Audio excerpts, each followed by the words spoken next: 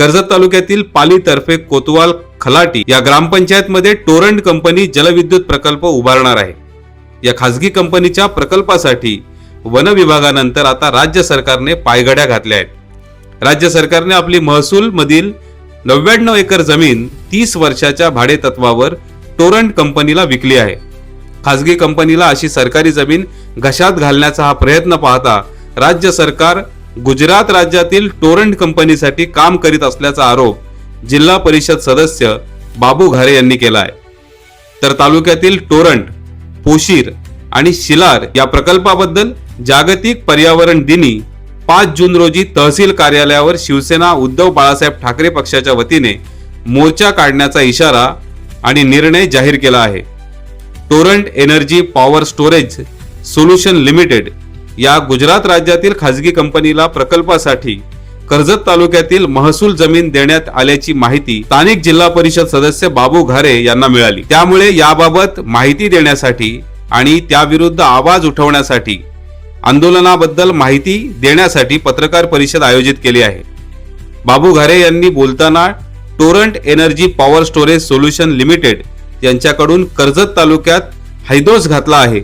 शासनाची जनतेच्या हक्काची जमीन 6 मे 2026 कर्जत तहसीलदार यांनी 30 वर्षाच्या भाडे करार करून टोरंट कंपनीला दिली आहे। त्या जमिनीच्या 30 वर्षाच्या करारासाठी फक्त 2,80,00,000 रुपये कंपनीकडून शासनाला देण्यात येणार आहेत। सदर जमीन सावळे गाव ते कोटिंबे यामधील असून साधारण 99 एकर जमीन खासगी प्रकल्पासाठी देण्यास बाबू घारे यांनी विरोध केला आहे। सरकारी प्रकल्प तेथे राबवला असता तर स्थानिक जनतेला फायदा झाला असता आणि तालुक्याचा खऱ्या अर्थाने विकास झाला असता असा दावा घारे यांनी केला। फुलाची वाडी सजेमधील ही जमीन म्हणजे 99 एकर जमीन भाडे करार करून देण्यात आली आहे। याद्वारे शासनाने कर्जत तालुक्यातील जनतेची फसवणूक केली असून जनतेला आणि भूमिहीन शेतकरी यांना शासन आपली जमीन देत नाही। सर्व कर्जतवासी आणि पत्रकार बांधवांना आज मुद्दामहून मी आपल्याला इथे बोलवण्याचं कारण एवढंच की मला आपल्याशी आणि जनतेशी संवाद साधायचा होता। जे काही या चालू वर्षामध्ये टोरंट कंपनीने या कर्जत तालुक्यामध्ये हैदोस घातलेला आहे त्याच्यातलाच एक प्रकार आपल्या जनतेच्या कर्जतकरांसमोर उघडकीस आणायचं होतं आणि नजरेसमोर आणायचं होतं, म्हणून पत्रकार बांधवांच्या माध्यमातून आपल्याला संवाद साधण्याचा मी प्रयत्न करत आहे। दिनांक 6/5/2026 रोजी दस्त करण्यात आलेला आहे कर्जत येथे सर्वे नंबर 14 भाडे करार करून देणार महाराष्ट्र शासनातर्फे श्री तहसीलदार जाधव साहेब 30 वर्षाचा भाडे करार करून देण्यात आलेला आहे टोरंट नावाच्या कंपनीसाठी आणि 100 एकर जमीन ही केवळ 30 वर्षासाठी 2,80,00,000 रुपये भाडं घेऊन त्यांना ही भाडे तत्वावरती देण्यात आलेली आहे। एवढं मोठं क्षेत्र कुठल्याही प्रकारचे कर्जतवासियांना किंवा त्या भालेवडी ग्रामपंचायत हद्दीतील राहणाऱ्या नागरिकांना किंवा त्या जमिनीमध्ये राहणाऱ्या आदिवासी बांधवांना विश्वासात न घेता ही जमीन गुजरात येथील एका कंपनीला भाडे तत्वावर का देण्यात आली, याच्या मागे काय षडयंत्र आहे, याच्यामध्ये स्थानिक कोणाचे हात बरबडलेले आहेत याचा उलगडा व्हायला पाहिजे। यासाठी मी पत्रकार बांधवांना आपल्याला इथे बोलवलेलं आहे। कारण ही काही 1 गुंठा किंवा 1 एकर जमीन नाहीये जी भाडे तत्वावर देण्यात आलेली आहे 30 वर्षासाठी। ही 100 एकर जमीन म्हणजे ही टोरंट नावाची कंपनी गेली 6 महिने येथे जमीन शोधत आहेत। वेगवेगळ्या भागामध्ये ती जमीन पाहत असताना तिला कवडीमोल किमतीमध्ये म्हणजे 100 एकर जमीन 2,80,00,000 रुपये 30 वर्षासाठी भाडं घेऊन फक्त देण्यात आली। म्हणजे महाराष्ट्र शासनाने घातलेला हा मोठा पैसा लाटण्यासाठी घाट आहे। हे कर्जतकरांच्या छातीवर बसून ही जमीन त्या कंपनीला दिलेली आहे। हे सरकारचं मोठं काहीतरी याच्यामध्ये गबाड घेऊन मोठा पैसा घेऊन हे पडद्याआड पैसा घेऊन दिलेली जमीन। हा माझा शिवसेनेचा एक कार्यकर्ता कर्जतचा म्हणून हा माझा आरोप आहे। पहिल्या दिवसापासूनच शिवसेना उभाटा ही या प्रकल्पाच्या विरोधात आहे आणि शेतकऱ्यांच्या बरोबर आहे। बांधवांनो, ही जमीन दिल्याच्या नंतर जे काही मी वारंवार तालुक्याला आवर्जून सांगत आहे की हा प्रोजेक्ट झाल्याच्या नंतर आता बघा आपण म्हणजे मला माहिती मिळाल्यानुसार येदवली भागामध्ये 78 एकर जमीन या कंपनीने विकत घेतलेली आहे त्यानंतर तुम्ही गुडवन बोरिवली इथे काहीतरी 100 एकर जमीन विकत घेतलेली आहे असं माहिती पडत आहे. आणि आता या मागोमाग ही जमीन शासनाची लाटली तर या मागोमाग ढाकचं जे गावठण आहे साधारण ते गावठण सुद्धा या कंपनीचं लाटण्याचा प्रयत्न चालू आहे. मला समजल्यानंतर मी तात्काळ तिथे असणारे ग्रामसेवक यांच्याशी संपर्क साधला, जिल्ह्याच्या आपल्या शिव आहेत त्यांच्याशी संपर्क साधला की अशा प्रकारे ही शासनाची जमीन लाटण्याचा प्रकार टोरंट कंपनीचा चालू आहे, हा कुठेतरी थांबला पाहिजे. परंतु बांधवांनो, या कर्जतकरांचे डोळे तरी उघडतील कधी, ज्या वेळेला टावर लाईन या 3 ते 4 टावर लाईन आपल्या जमिनीतून बांधवांनो जातील त्यावेळेला आपली जमीन ही कवडी मोल होणार आहे. म्हणून आता आपल्याकडे वेळ आहे संघर्ष करण्याचा, एक संघर्ष लढा उभा जर केला तर या कंपनीला कुठेतरी चाप बसणार आहे. नाहीतर महाराष्ट्र शासन हे जे काही बीजेपी आणि शिंदे गट जे काही सरकार आहे याला कुठल्याही प्रकारची शेतकऱ्यांचं काही पडलेलं नाहीये.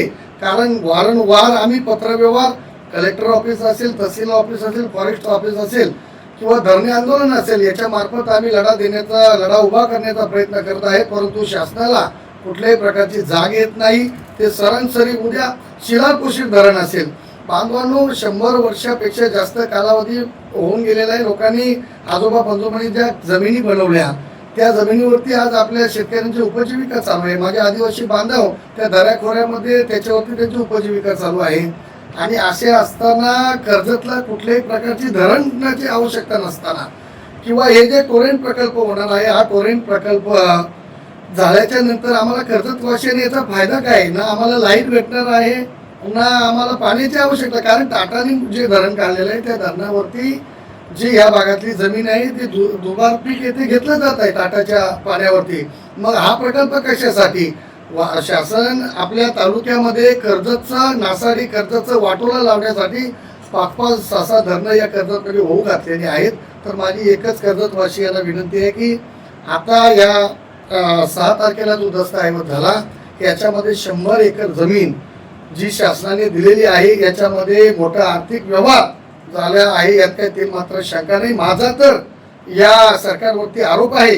आणि जे महाराष्ट्र राज्याचे जे महसूल मंत्री आहेत, ज्यांना या महसूल मंत्र्या जे बावनकुळे साहेब आहेत, त्यांना या महाराष्ट्रामध्ये आता ज्यांनी कायदे नियम आणले आतापर्यंत लोक त्यांना कुठेतरी त्यांच्याकडे वेगळ्या दृष्टिकोनातून पाहत होती. परंतु ही जमीन आपण या गुजरातच्या कंपनीला 100 एकर जमीन का दिली, मग याच्या संदर्भात तुम्ही एखादी इथे जनसुनावणी घ्यायला पाहिजे होती किंवा लोकांना विश्वास, तिथे ग्रामपंचायत असेल, आजूबाजूच्या आदिवासी बांधव तिथे जे राहतात त्यांना विश्वास घेऊन बाबा त्यांचे काय म्हणणं आहे, कर्जतकरांचं काय म्हणणं आहे, विश्वासात घेऊन मग तुम्ही पाऊल उचलायला पाहिजे होतं.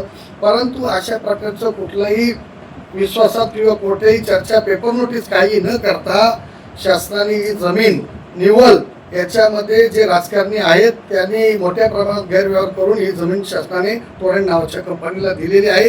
हा उभाटा पक्षातर्फे हा माझा या सरकारवरती आरोप आहे.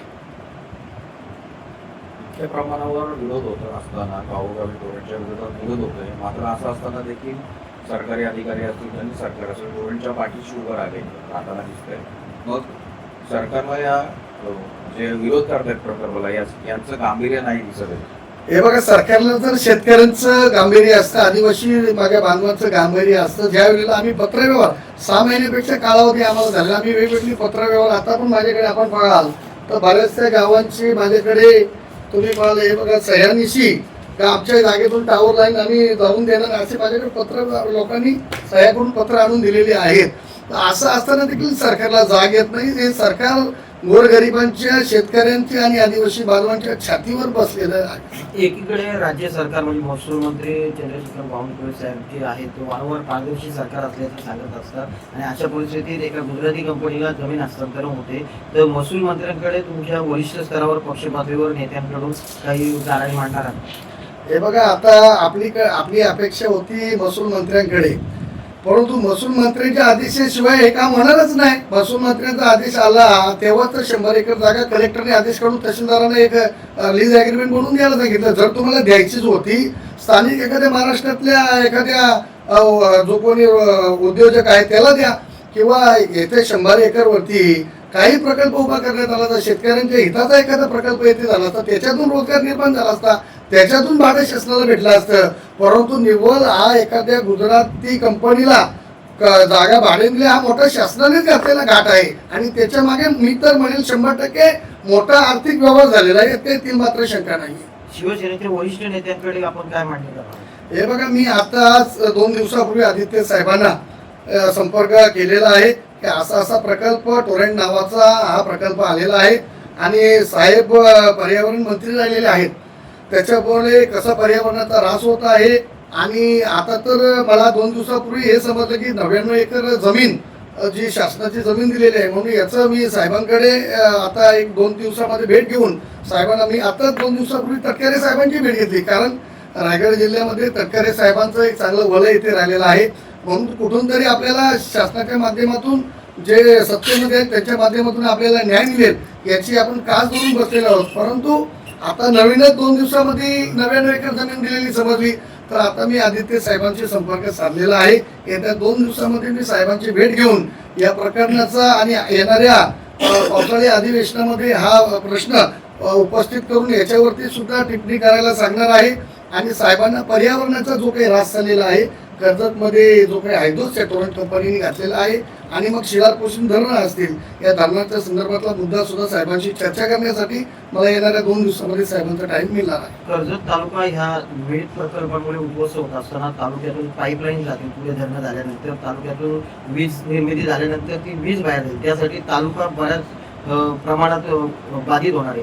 अशी परिस्थिती असताना तालुक्यातील राजकीय नेत्यांची भूमिका जरा संशयास्पद वाटते, याबद्दल आपल्याला काय वाटतं? हे बघा, आपण आता पाहिलं तर नवी मुंबईसाठी, ठाण्यासाठी आणि मुंबईसाठी या 2 शिलार आणि पोषित धरणाचं पाणी जाणार. पाणी काय आभाळातून तर जाणार नाही, पाणी जमिनी खालून पाईपलाईन जातील, मोठ्या मोठ्या पाईपलाईन नेल्या जातील. तर त्या पाईपलाईन नेण्यासाठी जमीन अधिग्रहण होणार, ते शेतकऱ्यांच्या जमिनीतून पाईपलाईन जाणार आहे. त्यानंतर टावर जे जाणार आहेत, मी वारंवार सांगत आहे की टावर लाईन जाणार, ह्या सुद्धा शेतकऱ्यांच्या जमिनीतून जाणार आहेत. त्याच्यासाठी सुद्धा शेतकऱ्यांच्या जमिनीची हानी होणार आहे. परंतु आपण जो प्रश्न मला विचारला की तालुक्यातील राजकारणी गप्प आहेत, हे बघा, मी मागे आपल्याला सांगितलं की ज्यांचे हात चिखलामध्ये माखलेले आहेत, ज्यांचे हात गरबडलेले आहेत, ते या माध्यमांसमोर येणार नाहीयेत. कारण ते जर आले तर त्यांना उद्या सरकारकडून किंवा कंपनीकडून त्यांच्यावरती प्रेशर येणार आहे, तुम्ही बोलू नका म्हणून. कारण आम्ही जेव्हा आता कालच पाली ग्रामपंचायतीच्या उपसरपंचाची निवड झाली आणि मी तिथे निवडीसाठी गेलो होतो, त्यावेळेला डबल चर्चा ज्या वेळेला या टोरेंट प्रकल्पाची झाली तर तिथले ग्रामस्थ सुद्धा त्रस्त झालेले आहेत. परंतु हे बाहेर असे दाखवतात की ग्रामस्थांचा विरोध नाहीये, परंतु मोठा आक्रोश जनतेमध्ये या टोरेंट कंपनीच्या संदर्भात आहे. आणि राजकारण्यांचा जो विषय आहे, एकही राजकारणी तालुक्यातला जो सत्तेमधला आहे या चॅनल समोर येऊन बोलायला तयार नाहीये. खरं तर प्रशासनाने जी जागा लीजवर दिलेली आहे, स्थानिक लोकांना विचारात घेतलं पाहिजे. त्यामुळे येणाऱ्या काळात प्रशासनाच्या विरोध या आतापर्यंत फक्त कंपनीच्याच नावाने फक्त आपण खडे करू, प्रशासनाच्या विरोधात तुम्ही आंदोलन करणार. हे बघा, आता मला समजले की प्रशासनाने 100 एकर जमीन ही त्यांना लीजवरती दिली 30 वर्षासाठी. एखाद्या शासनाच्या प्रोजेक्टसाठी जर दिली असती, त्याच्यातून आपल्याला उत्पन्न महाराष्ट्र शासनाला येणार आहे तर आपला विरोधच नसता. परंतु तिथे आदिवासी माझे बांधव त्या जमिनीमध्ये ऑलरेडी राहतात, बरीचशी कुटुंब राहतात आणि गेली 100 वर्षापेक्षा जास्त त्यांना कालावधी झालेला आहे, ती लोक तिथे राहतात. आणि असे असताना देखील याच्यामध्ये मोठा गैरव्यवहार झालेला आहे, त्यात काही तिलमात्र शंका नाही. तर गुजरातच्या कंपनीला काही स्वप्न पडलंय का सावळ्यासारख्या, वंजरवाडीसारख्या ठिकाणी 100 एकर जमीन आहे म्हणून? मग तीच जमीन त्यांनी का निवडली? तर याच्या मागे स्थानिक राजकारणी सुद्धा असू शकतात, हा माझा आरोप आहे. म्हणून मी सुरुवातीपासून उबाटा पक्ष हा शेतकरी बांधवांच्या पाठीशी आहे, आदिवासी बांधवांच्या पाठीशी आहे आणि टोरेंट कंपनीच्या विरोधात आहे. म्हणून मी वेळोवेळी माझी भूमिका आपल्याला बोलून मांडत आहे की याच्यामध्ये मोठा आर्थिक गैरव्यवहार झालेला आहे, यात काही मात्र शंका नाही. आणि येणाऱ्या काळामध्ये शासनाने जर ही 100 एकर जमीन त्यांना दिलेली आहे तर मोठा लढा आम्ही तिथे जागेवरती आंदोलन उभा करून मोठा लढा आम्ही उभा करू.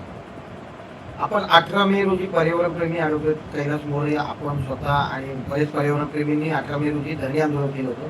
त्यानंतर पुढील आंदोलनाची दिशा आता लोकांना समजत नाही, नक्की पुढचं आंदोलन कसं असतं? तेव्हा येणाऱ्या 5 तारखेला पर्यावरण दिन आहे. पर्यावरण दिनानिमित्त सुद्धा आम्ही तहसील कार्यालयासमोर मोर्चा काढण्याच्या तयारीत आहोत आणि जी काही गावं जी पेपर नोटीस आली की जी साधारण 50पेक्षा गावं जी टावर लाईन जाऊन बाधित होणार आहेत त्यांचेच माझ्याकडे आलेले हे पत्रव्यवहार आहेत. त्यांनी सह्या करून मला दिलेली पत्रव्यवहार आहेत. त्याच्या मागे आपण पाहिजे ग्रामस्थांच्या सह्या आहेत. तर हा पत्रव्यवहार मी आता टोरेंट कंपनीला देऊन तहसील कार्यालय आणि कलेक्टर ऑफिस यांच्याकडे मी सोपवणार आहे की आमच्या जागेतून तुम्ही टावर लाईन नेऊ नये. कारण त्याचा जो टावर लाईन गेल्याच्या नंतर जो इफेक्ट होणार आहे माझा शेतकरी हा भूमिहीन एक प्रकारे भूमिहीनच होणार आहे. कारण त्याला शेती जोडक एकही पुरा व्यवसाय करता येणार नाही. म्हणून शासनाला मी वारंवार निदर्शनास आणून देत आहे की आमच्या जागेतून टावर लाईन असेल पाईपलाईन असेल हे तुम्ही नेऊ नये. हा टोरेंटचा प्रोजेक्ट आहे हा तात्काळ आपण बंद करावा ही आमची शेतकरी आणि कर्जतवासियांतर्फे मागणी आहे.